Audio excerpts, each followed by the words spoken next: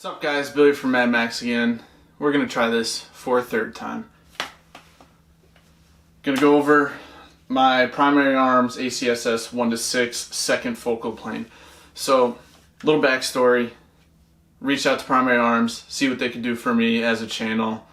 They were kind enough, Dimitri specifically was kind enough to send me out this 1-6X with the second focal plane. And so I wanted to do some tests with it. I put about 1,215, well, a little over 1,500 rounds through it now, and I wanted to see how it would do in a torture test. Not really a torture test, but like a drop test.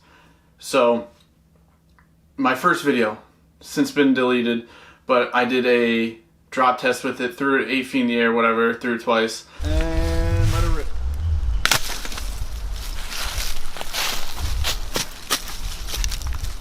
One more time for good measure. There was significant zero shift, or point of impact shift, I should say. And at first, me being naive, instantly thought it was optic. I was like, it's a $260 optic, makes sense. Then after talking to a bunch of people, and people commented on the video, it came to my attention that it was more than likely the mount. The mount that it was in was a Primary Arms mount, the one that they give you for free with it. I'm not saying it's a bad mount, I'm just saying that that is what caused the point of impact shift. Or at least that's what I believe caused the point of impact shift, so I wanted to do further testing. Now, here comes the second video. I put it in an American Defense mount, right? So I put 5 rounds down at 50 yards, threw it.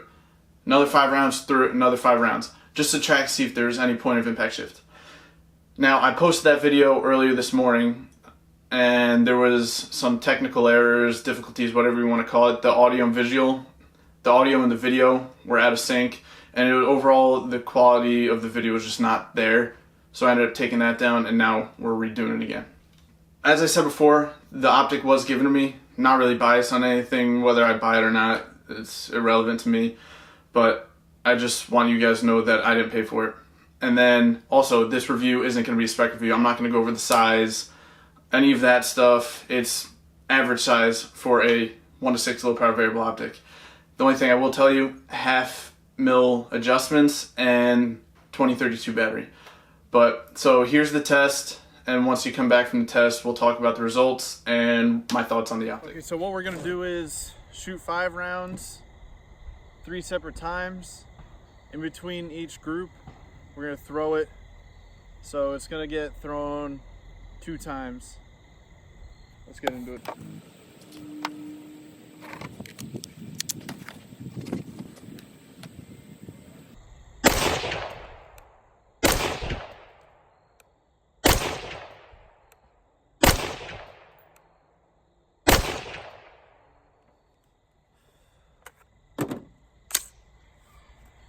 Alright, so now we're gonna throw it from a pretty decent height.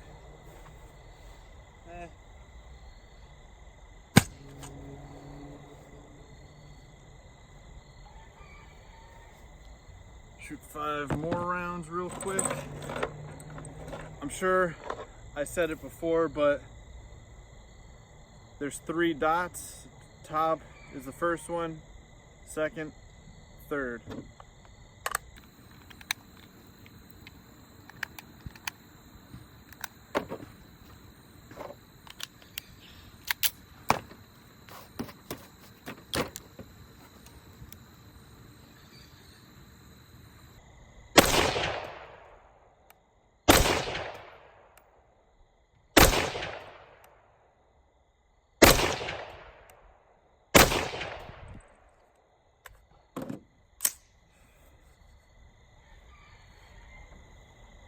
One more toss.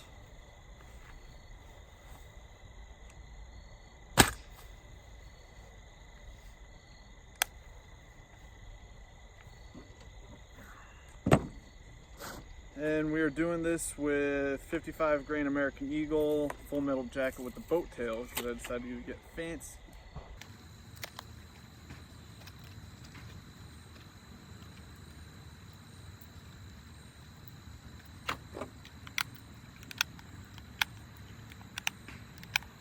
group. Take time with these ones.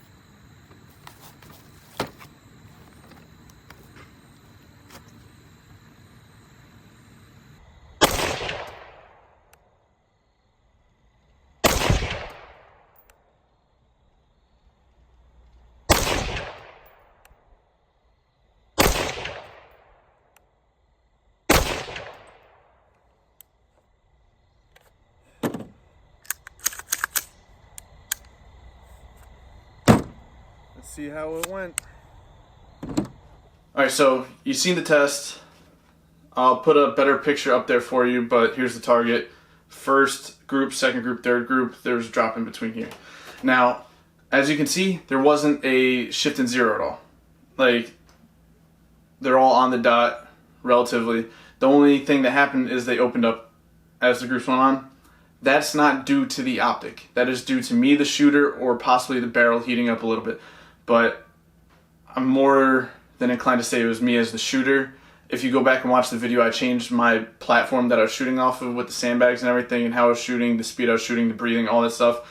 And I was shooting all day, testing out a bunch of ammo for a bunch of guns that since I started reloading, but that's for discussion for another day.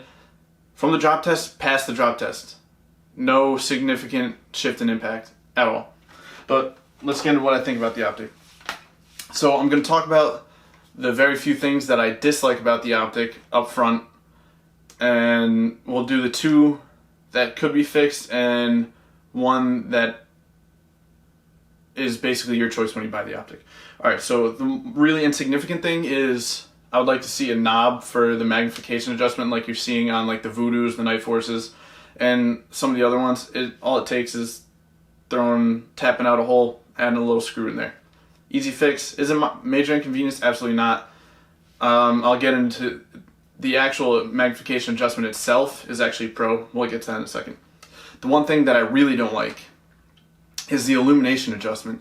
So back, like when low power variable optics with illumination first started coming out, this is how it was done. It was 0, 1 till max. This is 0, 1 to 11. I like to see when it's off in between each click. I believe the 4 to 16 or the 4 to 14 ACSS that I used to have had that, but I don't remember for sure, but I think it did. I like to see that now just because if your desired illumination is say 5, you got to crank it all the way off, and who knows, you might not leave it on off, you might leave it on 1 or something like that. And I can't imagine the battery life on these being that long because the reticle, which we'll get into a little bit, that's a lot of power to be juicing to that, right? So that's something that I would like to see changed. My opinion, does it really matter? Probably not. Now, the one thing that is your decision upon buying one of these is I don't like second focal plane optics, especially when it has like a big bright reticle there. When you're shooting up close, like I like to do a lot of stuff inside of 25 meters, a lot of transition. When you're shooting with a big reticle, like a full-size reticle like this on 1x, it kind of gets everything all jumbled and confused in there. Whereas if it was a first focal plane, the reticle will shrink down into essentially a red dot. So that's what I like to see. The first focal plane optic does that. So again, is that a complaint? Is that a con? Not really. It's just be cognizant of that when buying one of these optics. Now remember, take all this stuff into context because it is a $270 optic. So the pros. For a $270 optic, this glass is on par with the optics that are $600, $700, $800. Like the Voodoo glass is similar. The Viper PST 1-6 glass is on par with all that. So that's definitely a pro. For a $260 optic, this glass outperforms the price by far. Now the second thing I like, this is a real small thing, got a 2032 battery in the windage cap. So going into the windage and adjustments in general, these clicks, very tactile, very audible, not mushy at all. 2 thumbs up. Third thing, cap turrets. On a optic with a reticle like this where it's meant for doing holdovers, you're not going to be dialing it in. So cap turrets, great. So when you're thrown in the back of the truck, thrown in the back of the car, it bangs up against something, it's not going to twist out of 0. Super pro. Now, as we now know, as I did before, I didn't give it enough credit before, the durability on this thing. I've thrown it pretty hard a couple times, and all the functions are still there. Works fine. Glass is perfect. Like, there's no major defects except for where it got chewed up and there's a little exposed aluminum now. Oh no. So yeah, definitely a tough optic. Dimitri reached out to me and let me know that these are actually being fielded by several law enforcement agencies across the nation, and they're SCAR rated. So I'm going to do a follow-up video with this over the next couple months. I'm going to throw it on my SCAR, and I'm going to put through, and if Dimitri said it, I believe him. So I'm assuming that this will have survived shooting on the SCAR for however many rounds. Also, for pros, like I was talking about before, the magnification knob, it's like right in that sweet spot where it's not too easy, but it's not too tough, and it's just very easy, or it's right in that happy medium of tough and easy, you know? If that makes sense. I don't know if I'm saying that right, but you get what I mean. Now, the biggest pro to this is the ACSS reticle. I'm not going to go into it. Just type into YouTube ACSS reticle. There's several other videos where they go into nice depth of that. That's not the point of this video. The ACSS reticle by several has been said to be like the premier combat reticle because it is self-ranging and has all the holdovers and even win holds. But again, that's as far as I'm going into it. So overall, this definitely gets 2 thumbs up. This is in a quality far above and beyond what you're paying for it. And if you're going to ask me, unless you're going to spend $1,200 or up on an optic, I would say go with this, go with the Raptor, go with the first focal plane.